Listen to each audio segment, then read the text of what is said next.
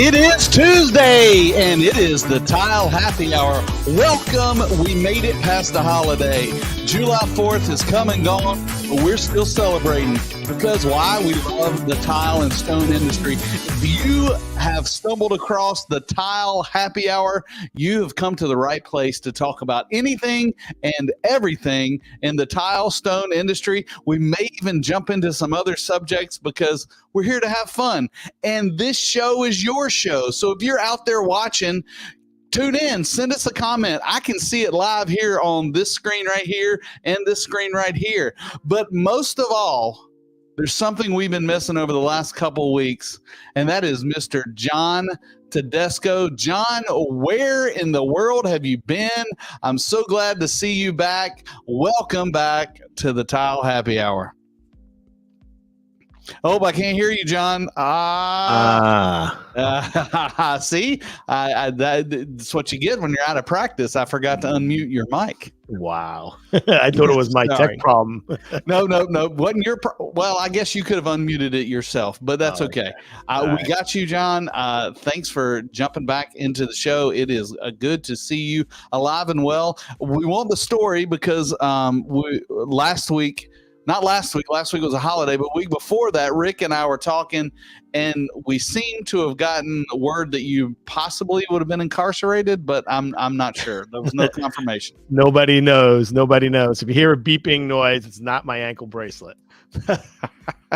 If there's somebody at your window, if I see somebody in the window behind you, it looks like Jack Ryan trying to jump in on you. I'll let you know. I ain't afraid. All right. Well, I had a good 4th of July. Glad to be back. It was really good to see Rick Crane jump on as co-host. Yeah, so, he was great. Big hello to Rick, and thanks for filling in the shoes. Talking about sustainability. That was a really good episode. I'm glad I was able to catch some of it, and glad to be back here. I can't believe it is July, almost the middle of July. It is insane. You're right. It is. Yesterday, if you're watching, was my 24th wedding anniversary. Happy anniversary, Leanne. Happy anniversary. And today is, do you know what episode number? I'm going to guess 17 or 18. It is 18. Good 18. Guess. Good guess. All I didn't say it to begin with, but John, cheers. Happy hour. Cheers to you, and cheers to everyone out there in the tile world. Tile world. I hope you're having a great summer. How was your 4th? Did you go down to the shore? Absolutely. We were at the 4th. It's kind of our family tradition. The 4th of July, we spend it at Ocean Isle Beach. If you're familiar with that, if you're from the South, you may know where that is, but it's kind of right there on the North Carolina, South Carolina border at the beach. And it's a pretty quiet island most of the year, but July 4th is crazy. There was like 1 million people on the island. We thought the island was going to sink, but it did not. I can confirm, if you can tell, my hue is a little redder than normal. That's the Scott Irish in me. Anytime I meet the sun, I turn into a lobster. And that's what we did. The island does a great job. Shout out to Ocean Isle Beach, OIB Kahuna. They do a golf cart 4th of July parade, and people decorate the golf carts as pirate ships and big fireworks off the pier, and top notch kind of small town feel, even though you're on the island. So it was good. Great. The community I used to live in Massapequa, they have a parade. It's a beach club on the South Shore, and I would say, I don't know, quarter a mile or half a mile north of the shore was sort of a main road, and all the kids would assemble at the top of the road, and fire trucks and police, and every kid would decorate their bicycles with flags and streamers, and sure enough, they kicked off the parade, and all the kids would just head down to the beach club, and when we get to the front of the beach club, the fire truck would like let loose and hose everybody down, not directly, like up in the air, and then beach club opened, and everyone would go and have a barbecue, and those are some good times. Actually, I sent a picture to you once. I know, and I forgot I'd saved it in last week's folder, which is on my hard drive over there. not connected to my computer, I'd pull it up. But yeah, great. Looks like a good time. Now, is it still snowing in New York in July? Today was pretty freaking hot. It was not. Today was a beach day. I mean, wasn't at the beach. I was in Manhattan today, and busy day at the TileBar showroom. Had some really good appointments, specifiers, text designers, some factories came in. They were all talking about the heat. But it was a nice day. Really, really, anything's better than the snow, which is good. That's right. Well, it is summertime, and there's a lot of things that we can discuss summer wise. But if you're watching this and it's not live, we still want to hear from you, whether it's a playback on Twitter, LinkedIn, YouTube, wherever it is. We're taking your questions live right now. But if you're watching on a playback, please put it in the comments. Let us know what questions you have. If you have thoughts about a topic you want to talk about on the tile stone world industry, let us know. We'd be glad to add it into the show. If you're an industry professional and you want to be on the show and interview John and I actually put it out there on LinkedIn today. Send me a message to stump us. And I have not gotten a response yet. So I may need to check it while we're all right. So I'm going to stump you now. So today is national. Which one of these 3 days is not correct for today? Because as you know, there's many topics that are national days. So National Seagull Day, National Cow Appreciation Day, National Mojito Day. Oh, 2 of them are good. 2 of them are correct. One is not. National Seagull Day, National Cow Appreciation Day, National Mojito Day. I'm thinking it is the incorrect answer is National Seagull Day. You're right. I'm right. But you know what it also is? Oh, wow. Yeah, it is National 7-Eleven Day. I did not know you did your research there. I'm glad I didn't use that. See, yep. National 7-Eleven Day. So if you are out and about and listening to this on a podcast or something, even if it's not today, stop and get a Slurpee. I mean, big gulp, whatever. Wait, isn't a Slurpee free today? Is that the deal? Oh, I don't know. Is that what it said? No, I don't think it said that. But I mean, go in there and say to the person behind the counter, say, I was listening to the Tile Happy Hour and they said Slurpees are free today. I'm pretty Tell sure them Craig sent you. Sure it is. And those are the days I don't go to do those because I'd rather give someone my $3 when it's not madness. People trying to get stuff for free. Yes, and another caveat to the 7-Eleven Day. I mean, the Mega Millions I think is up to like $750 million. So between the Slurpees and lottery tickets, there may be a line at the 7-Eleven today.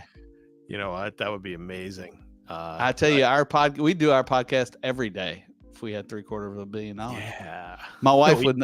I don't know what we talk about, but we'd figure it out. Well, you just may not see me ever again. That's highly likely. Then my true the Where in the World is John Tedesco tune that we were singing 2 weeks ago may work. And you sent us a video last week. I did the little pre thing. I don't know if you had a chance to watch that. Just to kind of wish everybody a happy 4th and thank you. You know, I did see part of the show, and when you were talking with Rick about sustainability, it made me think of our live podcast at Coverings in Orlando. Yeah. And Andrea, was it? Andrea? No, Filippo. Yeah, Filippo. Yeah, he talked for a good bit about their efforts in sustainability. Yeah, the one thing that really stuck with me was, we didn't bring up really too much of the energy part of producing tile, the gas. I guess we did talk about that because I know a little bit. Yeah. Turmoil in Europe and the gas, but he made it really clear to us that yes, it takes a certain amount of energy, say, to get a tile kiln up to 2,200 degrees. But he said it's just for a short amount of time. Maybe he said 30 minutes, I believe. And to produce this tile, this product, that is made of clay, water, and fire, pretty much. Yeah. And he said that the lifespan of that product is really forever. So here you That's the are. key to tile. I don't know if you saw. I think I chopped that up into a short and put it out there that tile is one of the most sustainable materials because it'll last forever when installed correctly, and even once demoed, it can be completely recycled and made again. Nothing, right? Carpet and LVT. LVT, yeah, all that Definitely not. stuff is landfill add.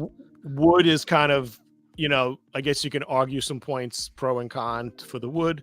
But tile, I mean, it's really clay and water, right? And glazes and pigments fired. The lifespan of it is really forever, and you only have to rip it up. I mean, how many times you hear people people talk about, oh, I have to do my bathroom because it leaked. It was 50 years old or 60 years old or 30 years old.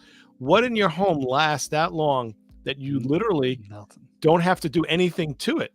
Yeah. Right. What I always say to clients, customers, it'll ugly out before it fails. And that's good for us because that means in the positions we're in, we get to sell more tile. But it is summertime, John. You've been in the tile industry a long time. You've seen hot summers. What personally, give me one tip you would give somebody installing tile on a personal level and then on a technical level during the summer. Well, depending on the type of product, but temperature control, most of the products, certainly in the summer, you're not going to be installing anything outdoors. I mean, but there are not that I shouldn't say that. If you're doing a pool because you're in the Hamptons and you're renting, you're going to want to rent it out for $10,000 a week, and you try to finish your pool. Sometimes you have to do some climate control, right? Like tents to mask the sun. Absolutely. And no expense is spared to do that. Also to protect it from rain. So if you're doing something outside, you have to make sure you're doing it really early or doing it later, in the afternoon. And one of the biggest things for the personal health is hydration, especially if you're doing stuff outside. And a lot of the, a lot of alcohol. Is that what you're saying? Yes. Yeah. Well, we prefer water on the job sites. Okay. But even in high-rise buildings, when the tile goes in, the HVAC is not in. And you get a high-rise building with no moving air, you can dehydrate really quickly. Personally, that is a big thing. Well, I'm actually on a project now in Long Beach, Long Island, the building 3 towers. And we're providing 181,000 square feet of LVT plank tile. And they were just recently doing a mock-up of just like a test run. And the HVAC is not on yet. So they did a test, knowing that room is not even going to stay. It was just a test.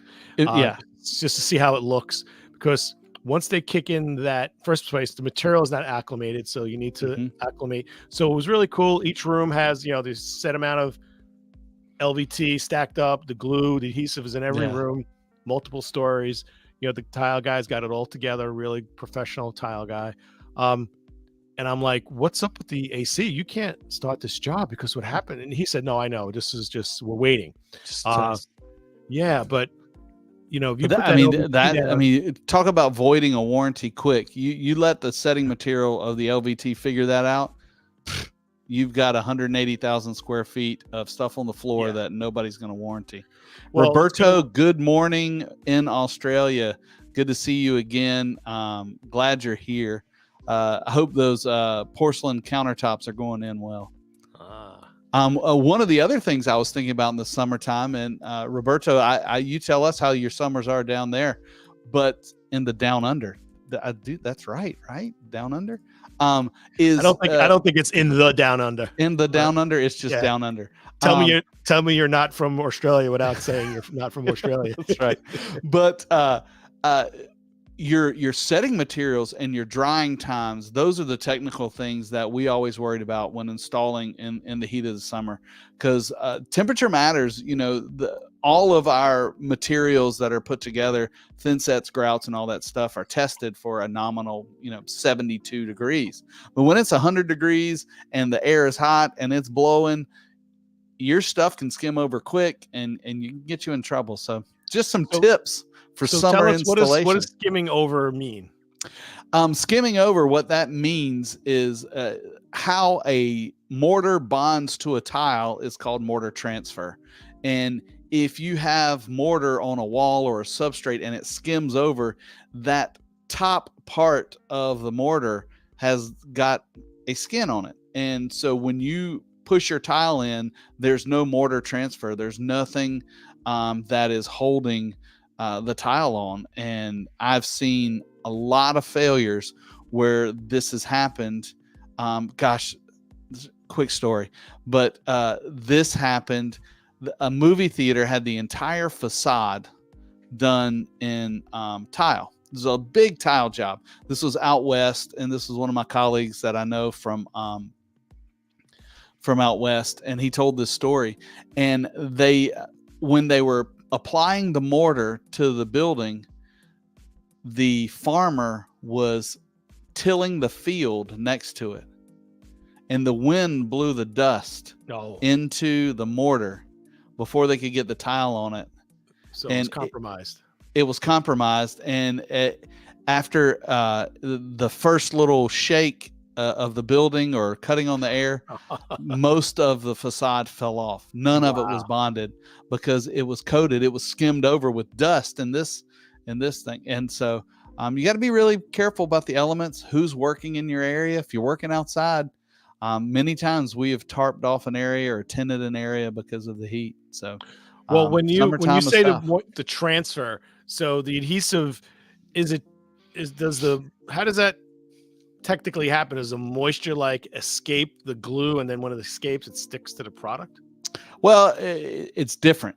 So a typical thin set mortar is a cement-based material. So therefore it's a mechanical bond. And the mechanical bond actually kind of grabs onto your tile with these little needles that as the water infiltrates, it hydrates, and these needles grab onto the tile and to the concrete and actually hold on to it mechanically. Now, if you're using a mastic or an epoxy, that's a chemical bond. So it's like glue. There's no mechanical. It's just stuck one or another. So that's what I was thinking with the LVT product. It's more of that, right? Yes, the LVT product. It's a chemical bond, and I was amazed to see a dry set. Because my world has been tile my entire life, and luxury vinyl is only new to me in the last few years. Sure, and I've become quite involved in that world. And I have a lot of admiration and for the type of product and the applications where it needs to be used. But it was just so weird to see like put the glue down and then come back later and put the tile. If you're doing some of the glues, you don't put it down wet. You let it skim over, and then you put your. So it's a whole different process. They call that a transfer, right? Like a transfer. I don't know what they call it. That's that was used on the job site. They were saying that they would pick up the tile later and touch it, and if it's sticky, it transferred over. And that's where I think the moisture escapes or something chemically happens, and now it transfers from substrate. We need to get Jeremy on it, don't we? Getting him to explain that to us. Yeah, we should do that. Well, what else happens during the summer, John? I mean, a lot of public projects ramp up, a lot of other things, and then schools, of course. Trying to finish those before August. Those deadlines are not negotiable, and that's right. And probably, I don't know what happens if they don't finish something.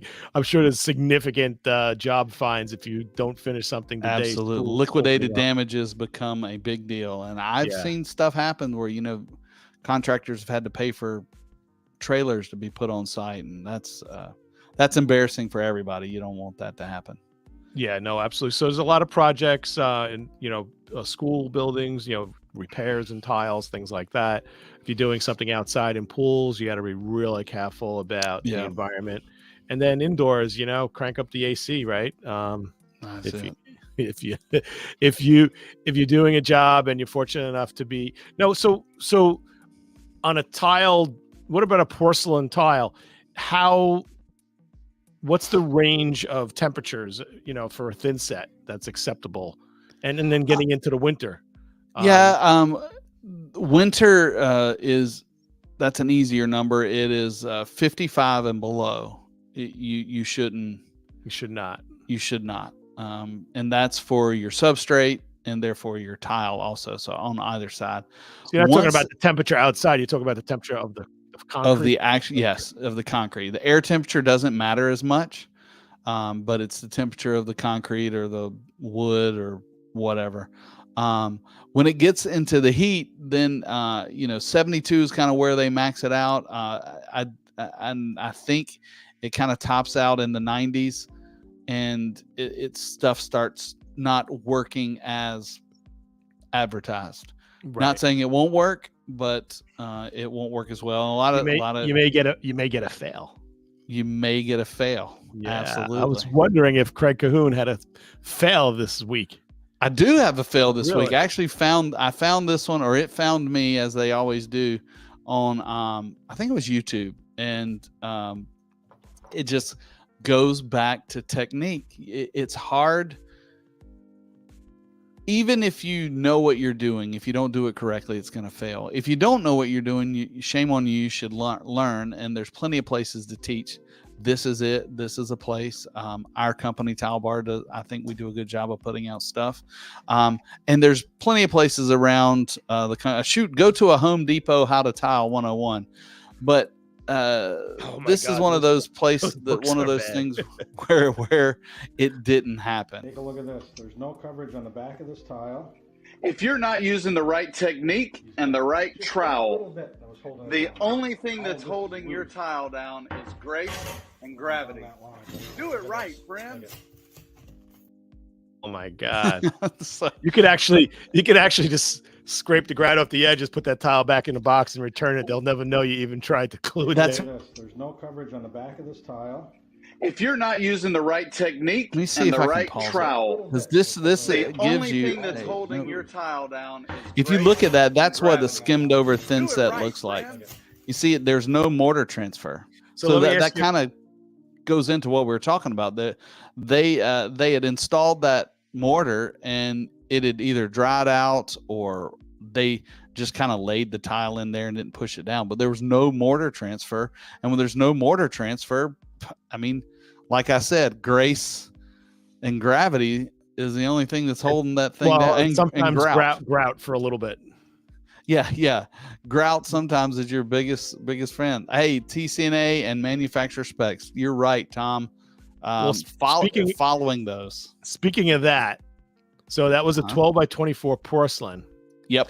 And I know you were just doing like a little drama there with your trowel, but the trowel you held up was not the proper trowel notch. It was not, but it was the only one I had at my desk, John. But that's a good point. Like an 1/8 of an inch square notch, maybe a 1/4 inch square. It was a 1/4 by 1/4. Quarter by quarter. I think it's still here. That's Let's see that. I want to see that video again. Let me look at that. You want to see? Okay. Here we go. I noticed that trowel was wrong. Take a look at this. There's no coverage on the back of this tile. If you're not using the right technique and the right trowel, the only thing that's holding your tile down is grace and gravity. Do it right, friend. Oh my God! Good catch there. That what trowel would you use for a 12 by 24? Tom, I'll ask you the same question. 1/4 by 3/8, quarter wide, 3/8 deep. 1/4 by 3/8. I think most tile. I don't know. I bet it's 50-50. That'd be a good poll question. Is what if you've been setting tile? You're a professional tile setter. What trowel is your most common used trowel for a 12 by 24? Well, you know what? There's some leeway, right? Because you can get a bigger notch trowel and angle it more. Yep. To let less thin set through, right? If you're going to put it more towards a right angle, you're going to get more to come through. Yeah. So, my recommendation for our team and to I am always conservative. So my recommendation for that size tile is a 1/2 by 1/2. Oh, either really? U or square inch. Yeah. Wow. The half by half, because all tiles are different. So all tiles are, some may have a bigger concave than other. And I want to make sure that if a novice is doing this, they've got enough mortar. Tom says 3/8 by half. Hmm. I didn't even know that was a neat. Tom says everyone loves the half by half, drives him nuts. I thought that was a lot. Now, does it, I know you mentioned the tile, maybe if it's a little warped a little, but does it make a difference if a tile is like 9mm or 10mm or 12mm? The actual thickness of the tile, no, that Yeah. doesn't matter at all. Even a 2 cm porcelain paver can be set with if it's 12 inch by 12 inch, a quarter by 3/8. Yeah, my mindset was not that, and so I learned something today. I guess the only difference is you could overkill a little because you are worried about thin set coming through the grout joints, right? So if you have a super thin tile, you got to be really careful about it not coming through the grout joints, because then that's just a pain in the ass. So if you have a 2 cm material and a little bit extra thin set, less risk, right, of it coming through the grout joints. I would rather err on having too much thin set than not enough, because then you have a failure. You were talking about failures, right? I had an idea for a show. I want to talk about backsplashes in a future episode. Okay. Because I am a self-declared backsplash whisperer. Oh, okay. Here's another one. Slap it down and drag your fingers through it. So that is Daniel Shelton is sounds like a tile expert. We're talking about tile right now, aren't we? Expert device. Yeah, I guess easy, John. It's a family show. It's a family show, John.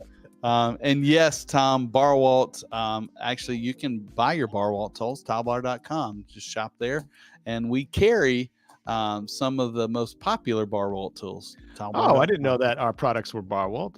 They are. Yep. They're a good company. I don't know that they make all of their stuff, but at least they ship it from the U.S. I know them to have really nice trowels with nice quality wood handles, right? That's an option usually. Yeah, they've got wood, and they've got a bunch of different steps, like a novice. They've got the cheap stuff and DIY little round handle that eventually a throwaway is what I call them. Yeah, exactly. Throwaway. So tell me about your backsplash TV show. No, I'm thinking a conversation here. I want to talk, not today, about kind of fails for backsplashes, because there are a lot of things that need to be discussed in a backsplash. And I've seen so many cringe-worthy backsplash applications. For example, how to end the tile, right? Metal bullnose. Yep. Okay, one thing. Where to end the tile. That's my biggest pet peeve. We're going to go over this in a future show. And we're going to get examples where to end the tile. Like if you have a run and there's some wall left and a door, where to end that tile. Also above the sink. Sometimes you have a window, right? And sometimes there's a couple inches of paint that goes up and around. Should that be paint or tile? Also, and I have very strong opinions on all these topics. We should do, John. I think we should get a gallery of pictures together. Yes. We should get a gaggle. What's a gaggle? A gaggle's like a group. Okay. A quorum. I think a gaggle is a group of geese, if I'm not mistaken. Okay. But maybe we'll get a quorum with a couple. I'm up here in New York. I never heard that word. You don't have geese in New York? No, I heard gaggle. That's like a hillbilly word. Probably. But what we should do is get a couple of experienced tile setters and get them on with us, and we talk through it. The best way to do it. Yeah, true. Another one we'll add to this is you have a return wall, right? You have a long run. And then there's a return wall that, is it painted? Is it tile? Is that a backsplash? Is it not the backsplash? Is that sidewall? And then outlets. Actually, I saw something recently that Latacrete posted talking about their product, which was really, and it happened to be a TileBar product. And I think I sent it to you. And it's our product. I think it's the division. I forget the name of it, but it's three-dimensional.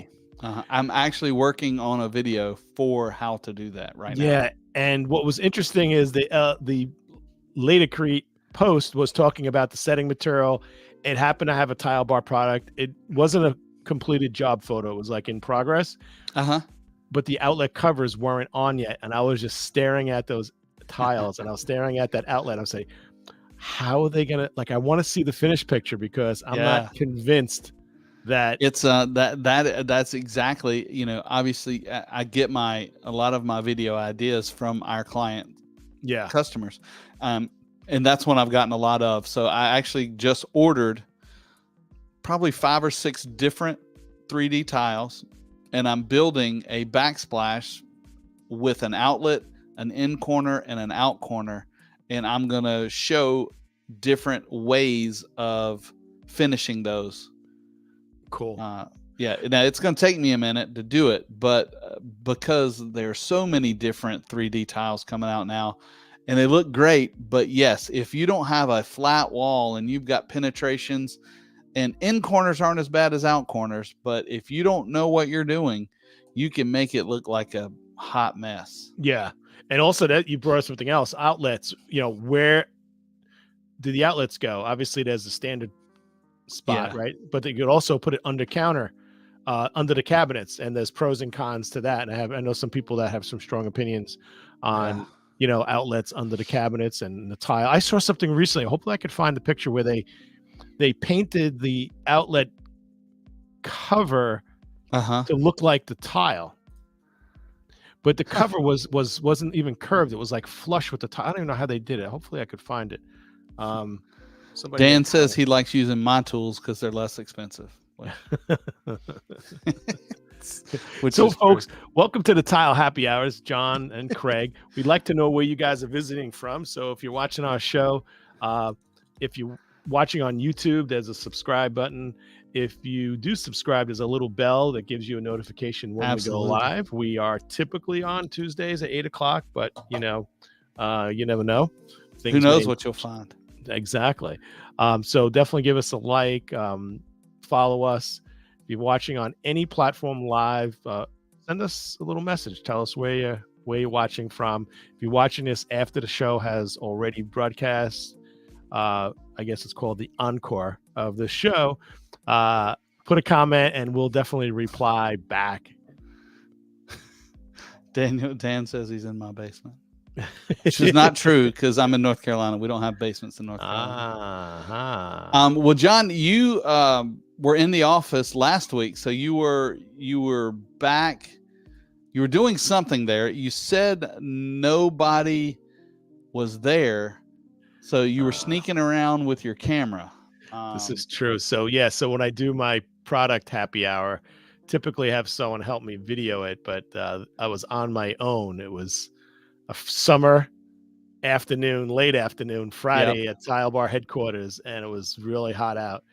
And I was pretty much there with the cleaning crew, and a few people were there up in the upstairs in the headquarters, kind of wrapping up customer service. And I saw something really cool, and I wanted to share it with you. Hey, it's John Tedesco. Guess what? It's Friday and it's happy hour all day today at TileBar.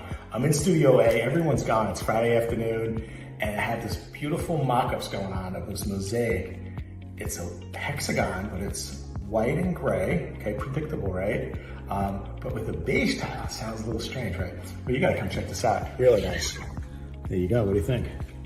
So white, gray, and beige, but the hexagon creates a diamond pattern. That's really unique. Now, we could also do it in a hexagon pattern. So hexagon tile, overall hexagon pattern. And there's other colorways you can't even see here, but you'll see the white, gray, and the black. But look at this. This is just classic, right? Just gray, white, and kind of a darker gray. So you have Snow White, Carrera, Bardiglio. And that's in a diamond pattern. Really super nice stuff. Hey, it's going live soon. Check it out. This is John Tedesco. I'd like to wish you a happy hour. I thought Those that are tile cool. was so cool. That hexagon in a diamond, like you don't initially pick up on that. You're like, wait, it's a kind of a diamond pattern, but the product, the chip size was chips were hexagons. Yeah. What were the chip size? They looked like maybe a They were 1x1 or 2x2. they were maximum 1x1, but I'm pretty sure they were 3/4. Okay. But it Okay. looked a little bigger than 3/4, so maybe I love those because they look like. I'm a big retro fan. I love that old look, and it's timeless. actually, it is timeless. And I actually put that. I mean, a different pattern. I didn't have those cool patterns. All I had was the typical white with the black hexagon dot. Did that in my mom's when I renovated her master bathroom. How'd that come out? Oh, it came out wonderful. It's really cool. It's got it's a timeless look. It really is. And I think with the different designs they have, it just adds a little twist to that timeless look. Now, are those available and ready? So, when we're doing photograph work and studio work, it's in stock, but there's a long process from being physically in stock in our warehouse to getting all the assets together, the videos, the photography. I'm not sure it's live. Okay. I actually haven't checked yet. Usually I'll tell people it's live on our website. Come check it out, order samples. I was there Friday. I didn't have the time. Didn't have anybody to ask. Yeah, usually there's a team there. I'm like, hey, is this live? And they look it up and like, yeah, it's live. So if you want that tile, you need to email you directly and you can get on the wait list. Email me directly. Yeah, I actually did that once early on in doing my product highlights where I put something out there and I wasn't supposed to put it out there yet. And we were starting to get requests and management's like, what are you doing? You're like, this stuff's not live. People are asking for samples. And I'm like, so I was being really careful. But I've gotten the okay a few times from Ellie Shever, who's our product VP, right? She's great. And she's like, yeah, let's promote this now. So well, I heard a rumor today. Can you try to clear it up for me? Yeah, sure. I was talking with Priscilla. Okay. And Priscilla heads our brand department marketing. And she said that TileBar was one of the first distributors to put pictures on the website of the actual material. And I was thinking back to myself, well, how can that be true? Because everybody had websites, but maybe we were the first to kind of do them up, set them, and make them our own. Is that? I haven't heard that specifically, but now reflecting back on the industry and reflecting back on, how technology has evolved. When I came on board with TileBar, there was many avenues I was looking at, many companies, and one of the 3 top reasons why I felt comfortable jumping to the TileBar team is, and what was and still is, our presence on the internet, particularly our website. Mm-hmm. Because when I visit architects and designers, like tomorrow I'm visiting a firm and making a presentation, new products, all that stuff is great. And then I'll see them again in 6 months or 2 months or, a year, depending on what's going on. So as far as their world, I'm there like 0.001% of their life, right? You're right. Where they are 100% of the time is online. Absolutely. And so you have a lot of people, particularly the newer generation of architects and designers, they're getting younger. I don't know how. Can't be me. That's right. And they're literally, you walk into these offices and they're just like behind computers picking out all this stuff. And they're designing it before they even see it. Exactly. And it's just amazing how important the technology is. And we invest so much. So yes, true. So we have style shots, which are pictures of the product with, coffee cups or a glass of wine. We have room shots, which are typically computer renderings that show a table with chair and shadows, which you couldn't even tell. And sometimes I still can't tell if they're real, right? So we have room shots, we have style shots. Then we have a 3D setup where, hundreds of thousands of dollars of equipment where we show tile on a 3D table and it turns and you can actually see the textures. You could see the if it's 3D and see what the 3D actually looks like rather than a two-dimensional picture, you know. You know what I like, which I use a lot, and a lot of people may not use, especially if it's just a homeowner or someone not that familiar with tile. Sometimes we show the back of the product on our website, picture of the back of the product. And you know, when somebody is adverse in an industry, like I think of the Antique Roadshow, right? You get someone brings a vase and the guy's he's looking at the bottom of it, right? Or he's looking at, it's like, oh, this couldn't have been made in Wales. This had to be made in Upper Guam because that little, you know, there's a glaze that was dripped on the edge or something. So the same thing with tile. If I see the back of a tile, well, actually, I often get specifiers, architects, whatever, contractors send me, hey, can you get this tile, whatever.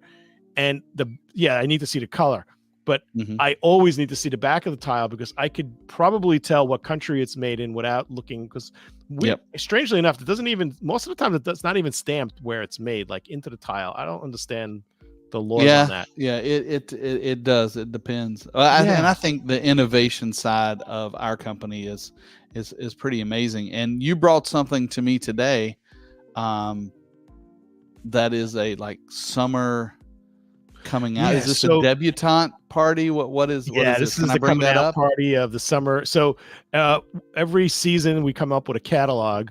So here's a great testament to what we do at TileBar. We have the most absolute amazing website in the industry. And you would think, so we don't have to spend money on printing anything. That's like, you know, that's so 1980, right? Or that's so 2000. That's so 2000. And we actually print the catalog too. It's kind of a handheld catalog. Maybe it's, I don't know, 6x9. And here's a page from it called the Bond Collection. And we show products that are already in the market that are hot like this. So this is our summer collection. So this is a product that is already infiltrated into the market. It's a porcelain tile made in Italy. It kind of has a really nice, like pretty standard, like concrete look, but with some color. Yes, but where it shines, and pardon the pun, is a slight patina that is not at all hokey. It's really like a little gleam of a sheen. And so it's kind of like a slight polished concrete. So it's like a semi-polished concrete look. Yeah, so I wouldn't call it a semi-polished porcelain, because semi-polished porcelain definitely has a lot of shine to it, or fair amount. So kind of like a concrete that's been like slightly hit and with a slight glimmer to it. And it comes in some great sizes, 24x48, 12x24s, some mosaics, all that stuff. That looks like that's 24x48 in that room picture. That I'm assuming that's 24x48. Could you ever visualize a 24x48 on a wall you can't do that in a brick pattern, right? 50%, because it's too. If you could do it if it was thin gauge porcelain, you can't do it with a full body tile like a 9mm. Because there's no way you can avoid lippage, right? Correct. Yeah. So you'd have to do a third offset or something like that. That's pretty cool. I mean, look at that, right? That's a good look. I mean, that's a really good look. I mean, that's about 6 feet high, so there's just a couple feet missing from the ceiling. Now, what about the cuts? How would you do that? Because that's 24x48. Right? You need a really big wet saw. I mean, there's a couple of ways you can do it. They make snap cutters that big now, which are crazy expensive. A bridge saw, which is just a wet saw that's on there. But I've seen a lot of people now that they have some of these handheld Makita grinders, 4-inch grinders. Makita grinders, but are like a skill saw, like a wooden skill saw that you can actually put on there and cut it that way. Is there a guide, or you just by eye? Well, you can do it by eye, but they do make guides for it, and if you can get a good cut. That is one of the questions I get a lot, is about these big tiles, and the key is cutting a big tile. Note this, everybody, put it in the comments below. Give me a thumbs up. You have to fully support the tile. If your tile saw is not big enough to lay it down completely, do not cut it. It will break. The weight of the tile is going to shift, and when you get about 2 inches from the edge, it's going to break. So The weight. So there's no table to support it. So you need something to support it. it's gotta be supported. I actually did a video about cutting large tiles, and I cut some by hand. I cut some with a saw, and I had one that it was hanging off the saw, and I was like, it'll be okay. It wasn't. Yeah. But when I cut it on the floor, fully supported, cut fine. And a lot of people think, well, it's the tile's too brittle. No, normally it's not.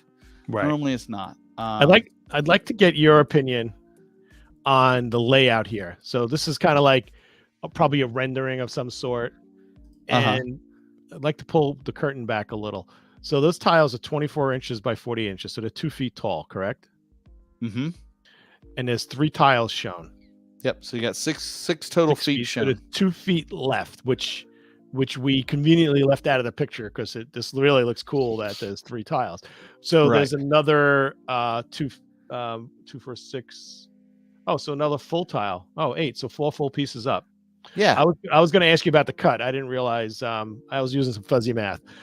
Well, yeah, you're a salesman, not a mathematician. Yeah. But yeah, I think I know where you're going. The key to this is no matter what, your tile has to be level. But I guarantee what if you had a 9-foot ceiling? How would you do it? Would you put the cut on top, or would you split the bottom, like cut the bottom and the top to kind of make it even? That's a design question. I'm not a designer, but for me, I would maybe make the bottom look like a piece of base and cut the bottom in, have a 9-inch cut on the bottom and stack it on top. Oh, okay. But you could, split the difference and cut it. The key is making sure that it's level, and your floor is not going to be level and your ceiling's not going to be level. So that's where what do you mean by, I'm not used to the word level on a wall. Like, what do you mean by that? Yeah, like those lines that you're looking at, if they're not dead nuts level, I don't know if that's a Southern term or not, you're going to see it. But what you're not going to see or notice, you're not going to notice the floor being level. So you may have to scribe in the bottom or scribe in the top to make sure, because if your ceiling's off 1/4 of an inch over 10 feet, it's going to be hard to see. But if that line is out of level in the middle at eye line, you will see that. Yeah, that's true. So that's why you have to, layout is critical. And any tile setter that starts from the floor and just tiles up without leveling, that first piece of tile is doing it wrong. And if you don't agree with me, give me a thumbs down in the comment, and then you're wrong. Just give him a thumbs down anyway. Tom, who's been setting tiles a long time, flat walls, level floor, level ceiling, square corners. That'll do it. That's the key. That's the key to a good installation. Those things right there. Thanks, Tom. This is true. What else we got? Let's see. That some lady. So, that's Angela Harris. She's one of our designers that designed for TileBar. And wow. So what's in her hand is a kind of very rare. It's like an 18-inch hex. Is that what that is? 20-inch hex. How much? 20-inch. I was close. Now this is unique to me. I'm a contractor, so I'm not a designer. But I never knew the Dow Tile, Florida Tile, American Oleans of the world to have designers design tiles for them. And it may have happened, but I don't remember that being a thing. And is everybody doing that, or are we just blazing the storm on that?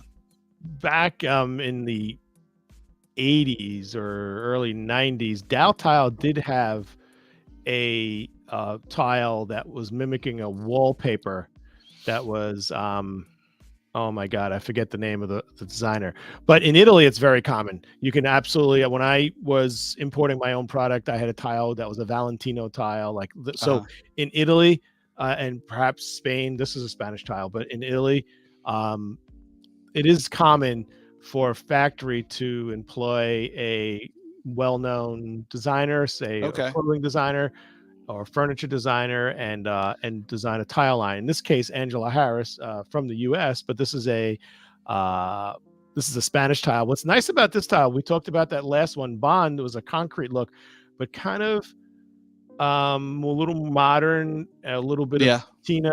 This is a concrete look also, but it's also like an aged concrete. Actually, there's a Yeah, it reminds me of almost like a terracotta finish with a stain on it, but yeah. It kind of got that look to it. But that's really And if really you neat. look, you see the size. So the 20-inch hex is really like unique. But then there's a 24 by 48, 24 by 24, and then you see standing up that light piece, 12 by 24. So this is great for a wall, great for a floor. This is a product we launched from Angela Harris, doing really well. And there you see the sizes there, right? Does that say 20-inch? Yeah, 20-inch hex. Yeah, and it's the Flatiron collection, which just correct me if I'm wrong. Our showroom is in the Flatiron district of Manhattan. Correct. Look at me. Yeah, you're like a New Yorker. I am like a New Yorker. Hey, listen. Before we get too carried away.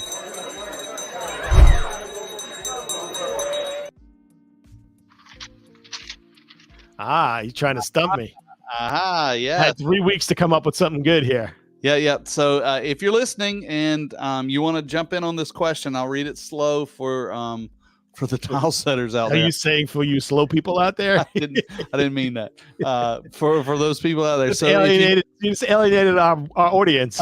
Probably much our entire audience. But this is a true question that came across my desk, and it is give you some context, and I'm going to read it slow. So hopefully, I know Tom probably know the answer. Rick, if you're listening, I know is going to know the answer. Dan, if you're still listening, you absolutely do not know the answer. But this is and I'll read it to you. But there is something in the design, not the design world, but the architect world, called the CBC 803.13. I'm not going to ask you what that is because I didn't know what that is. But it is a fire classification for wall finishes. Okay. So I bet you know where I'm going with that if you're if you're listening in. So here's the question. Do ceramic tiles need to comply with CBC 803 or the flame spread index? Does it need to, and it's written weird, or does it need not to apply to ceramic tiles are fire resistant? That doesn't make any sense. But the true question is, let me know what you think. Do ceramic tiles need to comply with the CBC 803 or a flame, that's fire flame spread index? John, Tom, any questions out there as we talk through that? I know as you let me give some more context. Sorry, John. My mom told me to tell you talk too much and you don't let me talk enough. Hey, Mom, I love you. When you're designing a building, obviously you want them to be safe. And a safe building is designed to give egress during a fire. So different walls have fire ratings. So a hallway is rated for, like, normally I think in North Carolina, it's like a 2-hour fire rating. So it'll take 2 hours for fire to burn through that wall system. So a lot of times when you're building in a commercial world, sometimes the architects ask if the tile, which will be on a wall or a floor, has a flame rating. So what would you say to that, John? So it's not typical for the tile industry to test for it or publish those types of data. And we kind of just automatically assume, of course, because we know the tile is clay and we know that it's fired at 2,000 degrees, that it can't burn, right? We're talking about ceramic or porcelain. So I think it applies, but it's not commonly asked because, whatever the building codes don't want to say, oh, but if it's tile, don't worry about it. Because what if it's some kind of product that's a hybrid product, which has porcelain and wood built into it? We actually have a line, a mosaic, that is a mosaic with porcelain, and there's also wood. So I think it would default to yes, but I don't get asked it often to produce that. Tom, thanks for the answer. He said, I have no idea, but he's on the right direction. Is the 15 to 16 to 100 degrees. So And I agree with you, John. They're not going to give an exclusion because tiles mean a lot of different things. But here is where, and I actually wrote a white paper on this for our team to submit when asked this question, because a lot of times architects, if they've got an intern or whatever, they're just going down their checklist. I need this for everything in the Good wall. point. But the It's test, like they'll ask, is this cigarette organic? You know, like somebody asking the wrong question for a product, like exactly. Via cone. I don't know what that is, Tom, but I did some research on it just so that our team can speak intelligently. But the test to get the flame index only goes up to 750 degrees. So 750 degrees is not going to affect tile in any way to change its composition. It will not melt, or it will not, it may expand a little bit, but nothing that will cause it to fail, and definitely will not produce a flame. And even if it's the most crude of tile, right? Could be a Zeely tile, clay made out in the backyard, baked in the sun. Yeah. It's still clay, and it's inherently not flammable. But I agree with you. What if someone wants to put something on the wall? Like, we have some products that aren't, not only we talked about the porcelain and the wood, but we also have some like peel and stick tile. We have LVT. We're supposed to be able to, hey, can I put LVT on the wall? And so I get it. So I think the answer is it applies, but it's never really asked for, not necessarily asked for. When they ask the question for ceramic tile, then the right answer is it's not applicable. Right. Okay. So I really wasn't 100% right on that answer, though. Yeah, you were close. Right, I'm gonna give you neither positive nor negative on that. All right. Well, next week I want another tricky one. Hey, let's look at another product or two. This happy hour is going along, and actually I want to go to a product that is it's called. I think it's called. Let me see. I think it's in our. I'm just going to flip through while you're looking for the ones and just just go through. So, Australia's Roberto, if you're still watching the Australia's collection, we bought that from Down Under. That's not true at all. I have no idea. Pretty cool. Keep going. This is the new glass line that we have. Flicker, I think that's called. What is that called? Yeah, Flicker. I actually installed that tile. Did a test on it. What works really great with that tile is our translucent. Either the Spectralock 1 or the Bostic Dimension Diamond. How is that mounting? Is that a mesh? It is a mesh mounted. Yep. And what's so cool about those translucent grouts is it pulls the color into the grout joint, so it looks very uniform. And sometimes it adds a little sparkle, and you need a little sparkle in. So you're saying it kind of closes the gap? Yeah. Interesting. I didn't think of it that way. Let's flick through the rest here. Monet looks like an art piece. Yeah, really super nice. Wow. Parry, is this Parry? Parry collection. Yeah. So that's a really cool product. Rethink. It's just some nice matte porcelains, minimalistic. This is pretty cool. This has some metal in there, I believe. I just actually have a nice project I just did with that. Really nice. Let's see what else we got. Art. Project. Yeah, I just got my version of this in my hands today, so I'm just looking through this. It's called Wilder. Has a really nice pattern through different colors. The blue is hot. So here's an example of this. Is really cool. That's really neat looking. Yeah, very nice. It kind of has a wood terracotta. Yeah, limestone. Which is more coming back more and more every day. The warm tones. Kenridge, which I think has probably been our top seller for like the last. Kenridge. So Kenridge started out with the maple and the gray. Yeah. Back up just a second there. So the second one and the two middle colors, the gray, just doesn't look really that nice in that picture. Yeah. And it was 24 by 48. It's kind of like a timbre look, like a wood look. That's very dimensional. And it's really cool. Hey, Craig, I sent you a tech question on this product recently. So I had somebody doing a hotel and they wanted to put this tile on the floor. And what you can't see in this picture, there's real dimension there. It's like ruffles. Yeah, right. It's got ridges. Exactly. So yes, so they're gonna put it on a floor, angle it so they can put a drain, and because it's porcelain, it's durable enough. Yeah. Really cool. And then we It is introduced neat. the black and the white. So I was black- actually gonna buy this to when I did my outdoor kitchen to put my outdoor kitchen. It was sold out, so I did not. Where were you gonna put it vertically, like around? I was gonna put it vertically around my outdoor You kitchen. know what's a big fail, and I saw just someone post something recently. They're doing outdoor kitchens and barbecues, and they're putting like dark granite counters. And God, it's July, and you're like barbecue. Oh gosh, you put your arm set you down. on fire. Oh gosh, yeah. Mine is my countertop is actually a thin gauge porcelain. Oh, cool. That looks like statuary Valentino. That's cool. Yeah, so here's here we go. We're going back to some traditional looks. And Yeah, look at the shape of that looks. tile. So those are two shapes. One's kind of like an X, and the other one's kind of like a star. It's like 1978 all over again. Exactly. Take a look at the little line drawings. See in the bottom left there. Yeah. You see that star pattern. You see the X pattern, and they interlock. You need to use both. They can't. Right. You can't use them separately. I think I heard that question the other day. Yeah. The only way you can use them separately is like with a hammer. Like if you want to just break it up in pieces. Yeah. Big.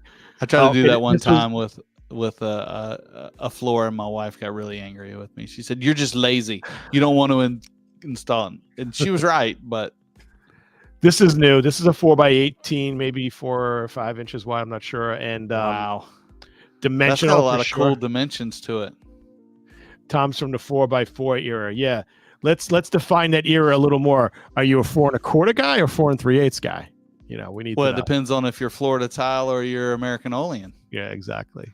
Because I remember 4 and Tom. I know Tom remembers them too. I remember 4 and 3/8. Wenzel was 4 3/8. U.S. Ceramic was 4 1/4. Romany 4 1/4. Dow wasn't Dow 4 1/4. 4 1/4. Really? Okay. Mm-hmm. Florida was 4 3/8.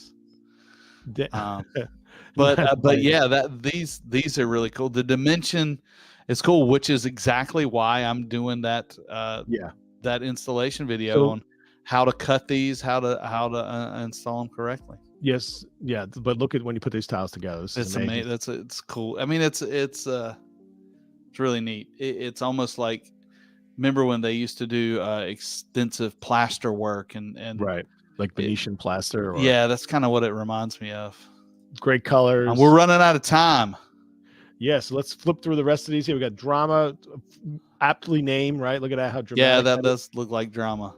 And Mancala, which is concrete, really cool terrazzo looking, critical to pre-seal before you grout, and then use a sealer afterwards. Tom is asking for questions. Did you say Wenzel tile?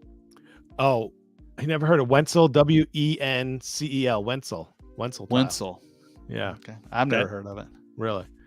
Reef. Okay, we're gonna end with this one. So this is a this is really cool. This is, I guess, a concrete base, I believe, with mother of pearl embedded into it. Yeah, I haven't looked at this one. I don't know if it's concrete base, and those words are too small. I can't read them. It's definitely mother of pearl embedded into terrazzo. Into a terrazzo, whether it's concrete or epoxy. Or resin of something. I think it's a concrete base.